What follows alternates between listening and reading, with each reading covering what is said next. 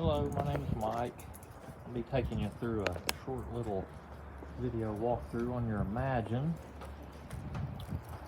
I don't know if you've had a camper before, if this is your first one, but they never tell us that. But usually I kind of just go over the same stuff either way. I just hit the main stuff to kind of get you going if it's your first one. Of course, you always want to get your unit level when you get to the campground. It doesn't come with any kind of levels. I recommend just get you like a 3-foot level or even a little torpedo level. Just set it in your floor there to level up. I recommend you get your side to side while you're still hooked to your truck, in case you need to pull up onto something to get your side to side level. That way you're already hooked to your truck. And then once your side to side's good, you can go ahead and unhook. Got a power tongue jack to do your front to back. Just gotta extend and retract. So extends and raise it, retracts and lower the front. And you got an on off for your little light there. This jack ever goes out, it's got a rubber piece you can take out on the top here, and you can crank this jack manually. Once you're good level, you got 4 take-down stabilizer jacks, scissor jacks. They're just for stabilizing, not for leveling or anything. Got a 3/4 inch fitting. Unit comes with a little hand crank you might see over there. A lot of people get a battery drill and a 3/4 socket. Makes it a little quicker. You just want to run them down to the ground, put a little bit of pressure on them, and that's all you need. That's just going to keep it from moving around too much while you're using it. That crank handle you crank the jacks with is the same fitting on your front jack, so you can use that same handle. So you got a 12-volt battery mounted here behind your LP tanks. We would go ahead and put a new battery on it. It had one where it was pre-owned, but we just go ahead and put a new one on there. Got your 2 LP tanks. We go ahead and fill them up so you're ready to go. On the front here, you got a little selector switch. Right now I'm pointed over at that tank, so that's the tank we're running on. Got a little window here. Whenever that tank goes empty, a little red indicator will come up in that window. On this setup, you can go ahead and open both tanks. When the one you're pointed at runs empty, it'll go ahead and use the gas from the other tank and keep anything running if you had it on.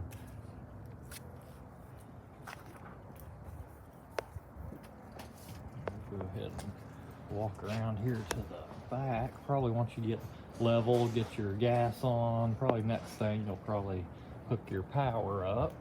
Right here on the rear, this one has a detachable cord. They call it a twist lock. It will only plug in one way. One of the prongs has a little bend in it, so it will only plug in one way. Whenever it plugs in, you'll turn it to the right, locks it in. Your logo will end up right here on the top of the plug. Once you're plugged up, locked in, then you can tighten this ring down. And it'll make sure that connection's good and tight. This one has a 30 amp power cord. I think they use a 25-foot cord on theirs. We include on this one we include 1 electric adapter.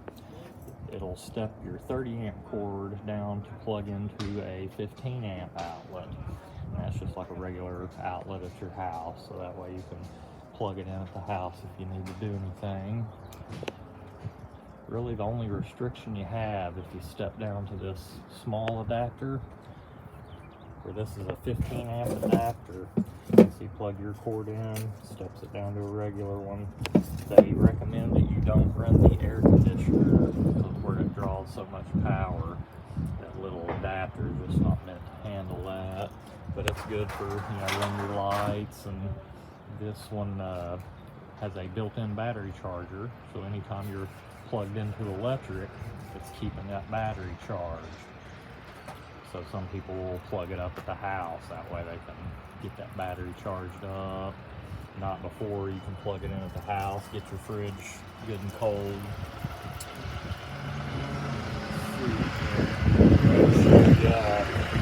also comes with a little, just a basic little 10-foot sewer hose. It's got the end on it.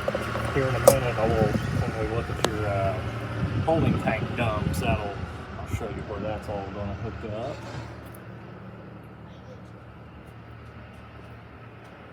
So probably next thing, once you get your power hooked up, probably go with your water hookup. That's going to be in your front compartment up here. This front area, they got this little area sectioned off. You just got your one city water connection. We always recommend you get a water pressure regulator. Always use that in line whenever you're hooked up to a water supply. You can see here we got a little selector valve. Right now I'm pointed at city water. You also have a fresh tank fill setting. This unit has a tank mounted underneath. If you go somewhere you don't have a hookup, you can fill that tank and take water with you. I think usually they're like either like a 40 or a 60 gallon tank on these. So if you want to fill that fresh tank, then you flip it up to fresh tank fill. Then when you turn your water on, it's going to fill up that fresh water tank. Whenever you're hooked to city water, you just leave it on city water, and then when you turn your water on, you're running off your supply. You can see there's a little red key here. This is a battery disconnect. If you're going to store the unit, you can turn this key off, take it out, and that's just like you unhooked your battery. That cuts all your 12 volt off. Just want to remember when you go to camp again, you'll want to put that key back in and turn it on. Really, that's just mainly for storage. Anytime you're towing or camping, you'll want that on. Got your cable hookup, also got a satellite ready hookup. Theirs has a little quick connect faucet here. You just pop the collar back, and they include a hose, and it's just got like a regular garden hose sprayer on it. Also got a little hatch here, so you can run your water hose, your cable, all that up through there, keep your door closed.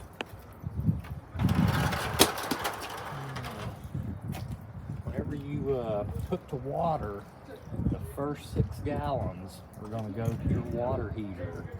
This one has a 6-gallon water heater. So whenever you hook to water and turn it on, that first 6 gallons goes to your water heater. That's right here on the rear corner. What you want to do when you turn that water on, you'll go ahead and open up a hot side on any of your faucets. As that water heater's filling, you'll get a bunch of air spitting out of the hot side. Once that air quits spitting and you get a good water flow from your hot side, then you know your water heater's full. You can see in that bottom corner, got a little nylon plastic drain plug. A 15-16 socket will fit that. Usually you got to get like an extension on a ratchet. You can see it's kind of sitting back in there, a little easier to get to with an extension. And that's how you'll drain that 6-gallon water tank. We've got a pressure relief here. This is also a good way to make sure that water heater's full before you turn it on. After you've opened your hot side and you get your good water flow, you can come out here and just barely pull on that pressure relief. If you get water, then you know that tank's full. Always want to make sure that's full before you turn it on, especially for the electric. It runs on electric or propane.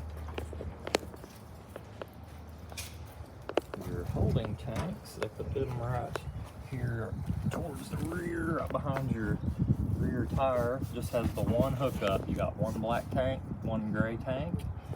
You got a couple little stickers, and then down below we got your valves. Your black tank's going to be your black handle, of course. Your gray. Your black is strictly the toilet. That's the only thing runs to your black tank. The gray is your kitchen sink and your bath sink and shower. Both tanks dump out the single outlet. Even if you're at a full hookup, you still want to leave those handles closed. When they're pushed in, they're closed off. So whenever you're ready to dump your tank, you just pull your handle straight out. That'll open it up, let it dump. Even if you're at a full hookup, leave them closed. There's a panel inside. You can hit a button, tells you how full they are. You'll want to let that get to, 1/3 or 2/3 before you pull it. If you leave them open, the liquid will trickle out and the solid will stay behind in that tank. So it doesn't flush very good when you dump it. So I'll let it fill up, at least get 1/3 or so in there. Always want to pull your black first, let it drain all the way out, close it back off. Then you can open that gray. That should flush that hose out. You can store your hoses in your bumper. Those ends will come out. You can store hoses in there. This unit is equipped with a black tank flush kit. You can see this black water connection here. Whenever you dump your black tank, you leave that handle open. Once that tank empties out, just leave your handle open, hook your water hose up to your flusher, and when you turn it on, it's going to spray out the inside of that black tank and clean it out real good. You have a little light, got a little switch on the bottom that'll light that area if you gotta dump at night. A lot of people like to get a clear hose connector whenever they're using that sewer tank flush. You can watch that water. Once it goes clear, then you know it's good. See, you got a little, remember we talked about our freshwater tank?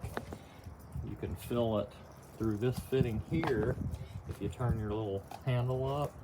But they also, like if off chance you have a hose maybe that didn't have an end, thread into there, they still have the old style gravity fill where you just stick any hose in there, turn the water on, that'll gravity fill that tank.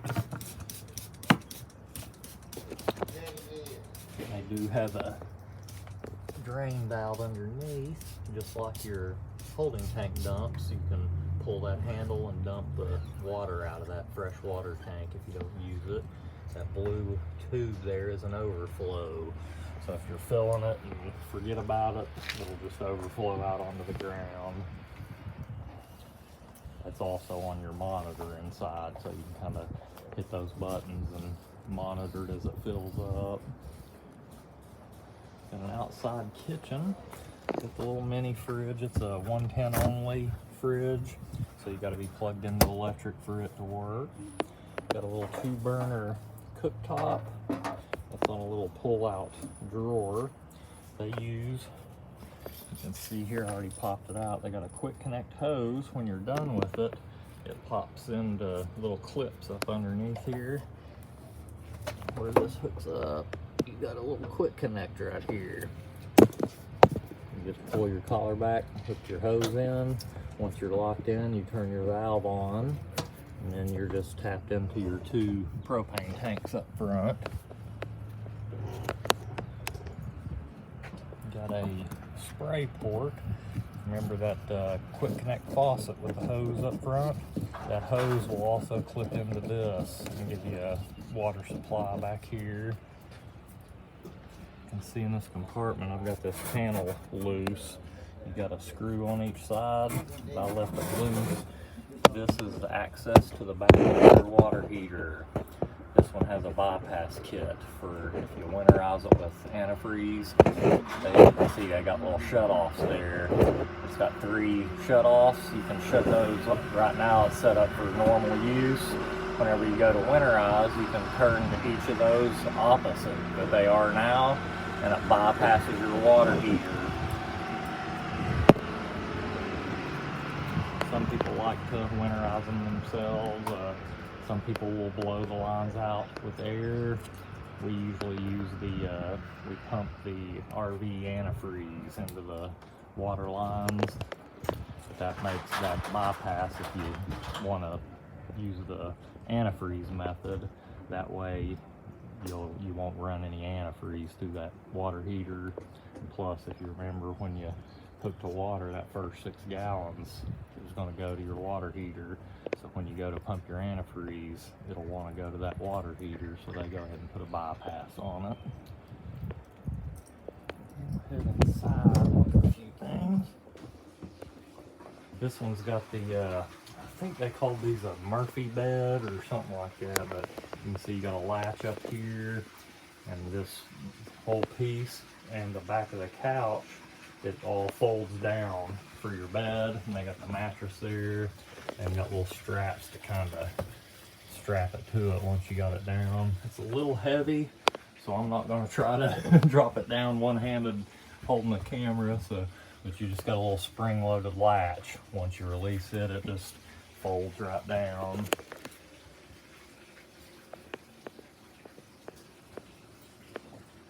Just kind of pan around a little bit. They do still all have the owner's packets with it. Got books on all your appliances. And they got this one. This is probably the best owner's manuals I think I've ever seen. I mean, they cover everything. Tells you all about your maintenance, what to clean everything with. There's cleaning, washing. Tells you all about how to everything pretty much I'm going over, and maybe even more detail. I mean, it goes over winterizing, how to level. There's our winterizing, goes over it. Especially if this is like somebody's first camper, this is a amazing owner's manuals. Tells you like what common appliances, how many amps they draw.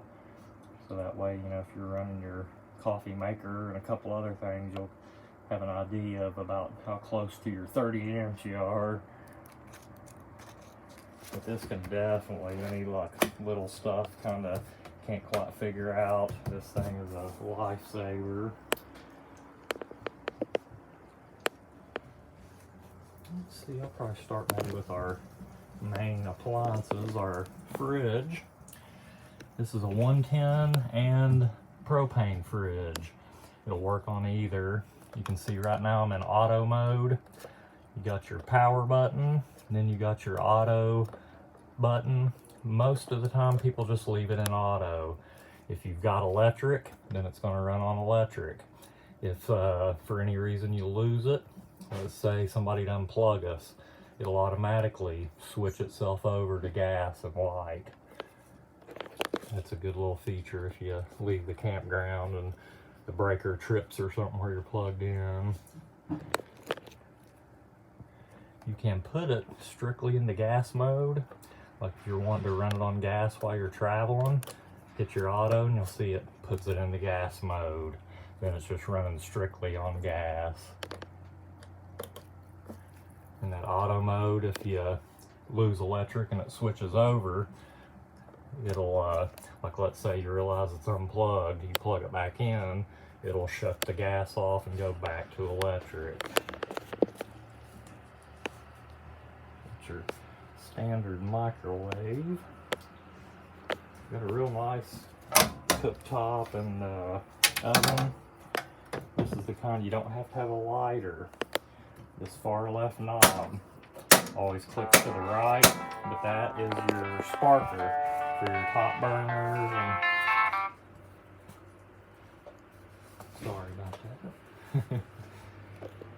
But each time you click that, it sends a spark to your top burners. And this one you can also light your oven pilot with your igniter, so you don't have to try to stick a lighter all the way back in there. I'll show you your pilot. You got your burner up in the middle. You see way back in the right side there's our pilot assembly. It's kind of hard to do holding the camera, but what you do is you turn your oven to the little flame, and you have to push and hold that knob in, and then hit that igniter while you're holding your knob in. You just gotta kind of crook your neck there and watch it as you're sparking it. And once that little pilot lights, then usually I'll just hold my knob in for another couple seconds. Then you can release your knob and turn to whatever temperature setting you're wanting. Then that'll light up that burner. You gotta kind of pull off a yoga move trying to hold that and hit the sparker, but it's still a lot easier than trying to hold a lighter back in there and light it. This little button that lights up your knobs, and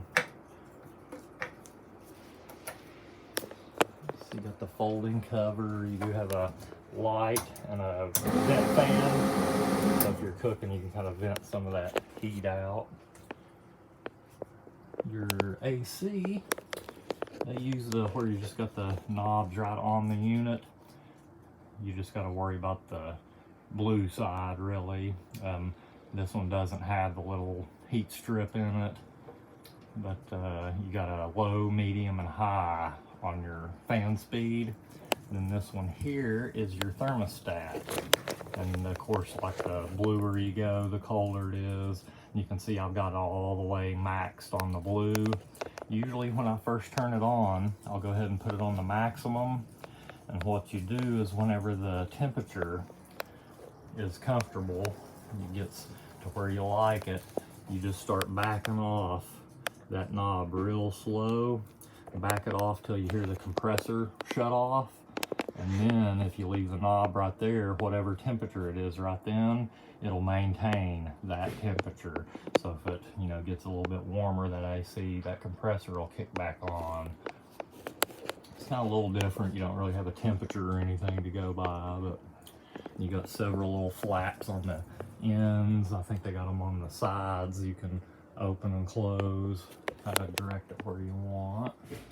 Your furnace is this thermostat here. Right now we're in the off position, but to turn it on, you just start sliding it to the right, and it's got a little temperature scale here. Usually if it's dead center, then that's set on 70 degrees. It's self-igniting. You don't have to light it or anything. It lights itself. Look at our control panel here. Got your, this is our monitor panel I was telling you about, that will tell you how full your tanks are. Like you can see here, I'll hit fresh. I've still got 2/3 in it. We always fill up the tanks, check them, make sure our panel's reading right. And then where this one was pre-owned, we go ahead and flush the black tank, the gray tank, flush it out real good. So you're kind of starting fresh. You can see this bottom light is the empty, and I think, let me see, yep, I just dumped out that gray one, so you can see now it's reading empty, but those will fill up as that tank fills up. You got your black, this one has gray 1 and gray 2. I guess there's some of them have like front and rear gray tanks. This one has the rear gray tank. It doesn't have the gray 1. So all you got to worry about is this gray 2 and your black, which I still got to flush or dump the rest of the water out of it. And then in this top left corner, you got a battery. On the right, it might not be focusing in real good, but this right side is your battery. It's got some voltages. So if you're running off that battery power, you're not plugged in, you can kind of monitor that battery. It'll let you know when your battery's getting low. I don't know if I mentioned that, but like if you don't have an electric plug-in, that battery, it'll run your lights, and like that tongue jack up front. You could run your water heater off of gas, and it'll be powered by the 12 volt. The fridge, the controls for it are 12 volts, so you can run it off of propane and battery power if you didn't have a plug-in. And then of course there's a few things like your AC, TV, microwave, you have to be plugged in for those. There's a few 12 volt things you can kind of get by if you got a dry camp. You got your water pump switch. The only time you need this is if you have to run off your freshwater tank, if you don't have a water hookup. This is a 12 volt demand pump, so you just flip it on, it pressures up the system, and then you'll hear it shut off. I think it's located under the kitchen sink, so you can barely hear it when it's running, but it only pumps when you open up a You might barely be able to hear it. Then when you shut your faucet off, it'll pressure back up and shut off. That way you don't have to keep flipping it on and off. The only time you gotta turn it off is once that tank runs empty. You'll wanna shut it off. Here's our gas and electric switches for our water heater. You just pick which one you want and flip it on. It'll light up, letting you know it's on. It lights itself on propane, also on this. You got your ceiling lights, your exterior lights, or your awning lights. It's got the LED strip on those. Got your awning switch. They use extend and retract. And this one, you can see that awning. If you got your door open all the way, that awning arm is behind the door. So on these, you have to kind of close your door about halfway. That way that awning arm can come out. And they've got this door, it's on they call it a friction hinge. So it'll stay wherever you stop the door. The wind can't blow it either way. And that brings up another thing. If you do get some pretty good wind, you definitely want to run this awning back in. You don't want to have it out in like heavy rain or a wind. But just hit your extend. It starts running out. I'm kind of close to this camper over here, so I won't go all the way out. But once you get all the way out, it has a flap comes down. It kind of hangs straight up and down. That lets you know that's all the way out. You don't want to run it out past that. Whenever you're done, you just hit your retract. It's going to bring that in. You just bring it in until you hear that motor cut off, and then you let off your button. You can see there you got a your rafter arm in the middle there. It's half silver, half black. It's got a little knob on it. That is the way you can set the pitch. It's got that on both arms. You can call it once your awning's all the way out. You can push that arm in, tighten the little knob down, and that'll put a little bit of a pitch on it. That way if you get a little sprinkle of rain, it'll kind of shed off. Let's see. I think we about got all the major stuff. Nope, we forgot the TV. That's important. It is on a mount, a swivel mount. Let's see if I can get it out one hand. And then, of course, got a remote for it. This does have a roof-mounted TV antenna. You can see this, the King Jack. You don't have to crank it up or anything, but you can push this little button and you can rotate it 360. Like if you're getting a channel but it's still staticky, you can rotate it, kind of fine tune it and get it a little clearer. This one, our cabinet, you got your little entertainment center. I'm trying to remember where the cable hook up. Oh yeah, I'll see up in there. Right there where your coax hooks up, that has your TV antenna booster switch on it. Let me see if I can get this TV out a little bit. There we go. You can see right inside here, you got a little red button. If you want to watch your TV antenna, you have to turn that little red button on. And I can't get the camera around there, but right behind here, there's a little LED light. You can't really see it where the camera is, but when you push that button in, it'll light up the little light to let you know it's on. That turns on your TV antenna. If you want to watch your antenna, you got to have that little booster switch on. Then you go to the menu on your TV, go to the channel section, and the first thing it'll say signal type, cable or antenna. You'll pick your air antenna, and then the next one down below it is scan for channels. You'll click it, and then it'll go through and find all the channels. You only got to do that the first time when you set it up. Our entertainment center, got an AM FM radio, CD player. You can got the Bluetooth. You got speaker zone A and B. A's inside speakers, B's outside. I'll kick it on here. Whatever speakers you have on will show up. Like right now, I've just got the inside ones on. when you go to Bluetooth, it already Bluetooth with my phone already.